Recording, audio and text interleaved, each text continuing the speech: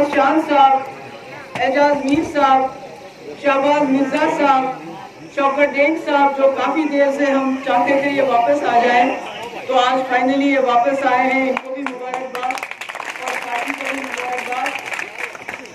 BDC chairman Javed साहब, मुदस्सिर साहब, हमारे यूथ के प्रेसिडेंट यहाँ के, हाजी मोहम्मद सलीम साहब, जमालुद्दीन साहब, शादीन साहब, गुलाम मोहम्मद सलीम साहब, मोहम्मद रफी साहब, गयासुद्दीन साहब और परवेज जो आए हैं जम्मू से, चौधरी परवेज वफा, नजमुल साकिब और मुबीना जी, और मेरे बुजुर्गों, नौजवानों, भाइयों, मेरी बच्चियां, मेरी बहनें, सबको मेरी तरफ से अस्सलाम वालेकुम। कशी पर बोला कि उर्दू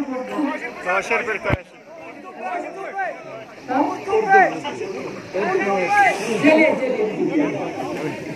तो मैं आप सबकी बहुत शुक्रगुजार हूँ।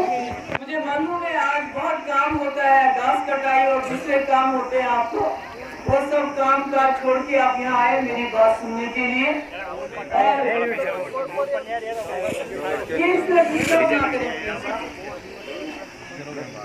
तो अभी तो यहाँ सभी ने सभी बातें बताई।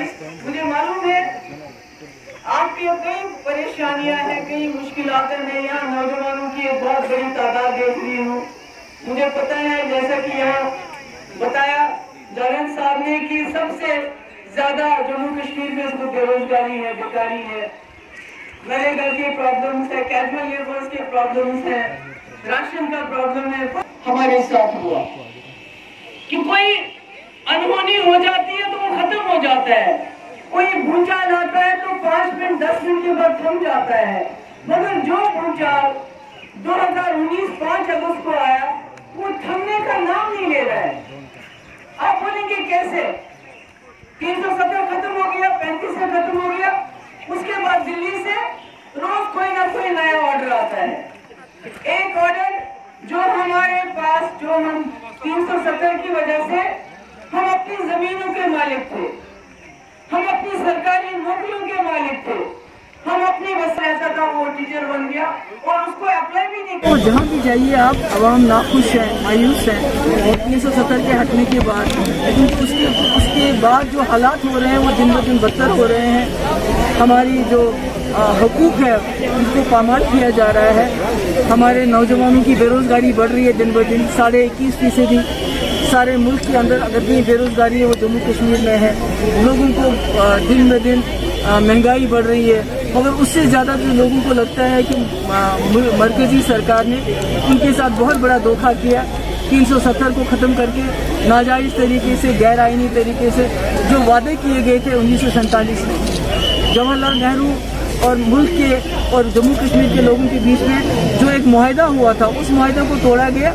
उसकी वजह से लोगों का भरोसा टूट गया, लोग नाखुश हैं। ये हमारा एजेंडा है। मुफ्ती साहब का विजन बड़ा क्लियर है कि मसले कश्मीर को हल करने के लिए यहाँ के लोगों के साथ भी और पाकिस्तान के साथ भी बातचीत करना जरूरी है।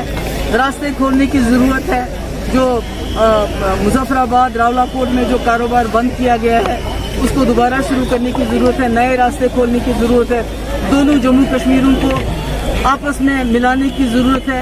बेशक जो ज़मीनें हैं, ज़मीन को कहीं without undermining the sovereignty of either country, ज़मीनों का नक्शा नहीं बदल सकता है, मगर जो बीच में बाउंड्रीज है उनको ख़त्म कर रहे हैं। जो मुफ्ती साहब का एक सेल्फ रूल का आइडिया था, हमारे वसाइल हमारे हाथ में होने चाहिए ताकि हम उसको अपने लोगों के लिए खर्च कर सके, यहाँ की बेरोजगारी दूर कर सके। हम सेंट्रल एशिया, साउथ एशिया के साथ कनेक्टेड होते थे 1947 से पहले। जो सिल्क रूट जिसको कहा जाता था, जैसे करगिल अस्करदू का रास्ता खोला जाए, श्रीनगर जिंगजांग का रास्ता खोला जाए, जम्मू सियालकोट खोला जाए, ये सारे हमारे आइडिया हैं। मगर उससे पहले जो हमारी खुसूसी पोजीशन है उसको बहाल करना बहुत जरूरी है, क्योंकि उसी पे जम्मू कश्मीर और मुल्क के रिश्तों की जो बुनियाद है वही है। जब तक वो नहीं होगा तब तक जम्मू कश्मीर में जो हालात हैं वो सही नहीं होंगे। इससे कोई खास फर्क नहीं पड़ेगा, क्योंकि पार्टीज जो चलती है, जो असली पार्टीज होती है, उनका एक एजेंडा होता है, उनका एक विजन होता है, उसमें लोग आते हैं जाते हैं। जैसे हमारी पार्टी को तो कितने सारे लोग चलेंगे, लोगों में तो हमारी पार्टी, हमारे वर्कर्स में हमारी पार्टी जिंदा है, उनका हमारा एजेंडा है। इसलिए मैं इस बात को कोई ज्यादा सीरियसली नहीं लेती। लोग आएंगे जाएंगे, मगर जिस पार्टी के पास एजेंडा होगा, विजन होगा, वो पार्टी लोगों में मजबूत रहेगी। मेरे ख्याल में जो कश्मीर के जो हालात हैं वहाँ ज़्यादातर हमें जाने एक्टिविटी करने नहीं देते हैं। और दूसरा, इन्होंने जो 5 सरपंच चुने गए, DDC मेंबर चुने गए, उनको इलाकों में जाने नहीं देते हैं, पॉलिटिकल एक्टिविटी को एनकरेज नहीं करते हैं। खाली जहाँ BJP के लोग होते हैं उनको जाने देते हैं जगह जगह पर। जो दूसरी जमातें हैं, खासकर PDP हो, हमें तो कहीं जाने नहीं देते। मेरा ये ख्याल है कि जो मरकजी सरकार है वो जम्मू कश्मीर में पॉलिटिकल एक्टिविटी को एनकरेज नहीं करना चाहती। वो चाहते हैं कि यहाँ जमूद रहे।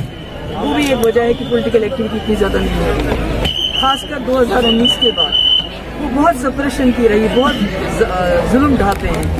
अभी अखबार वालों को फिर से गिरफ्तार कर लिया है और कोई अता पता नहीं बताते हैं।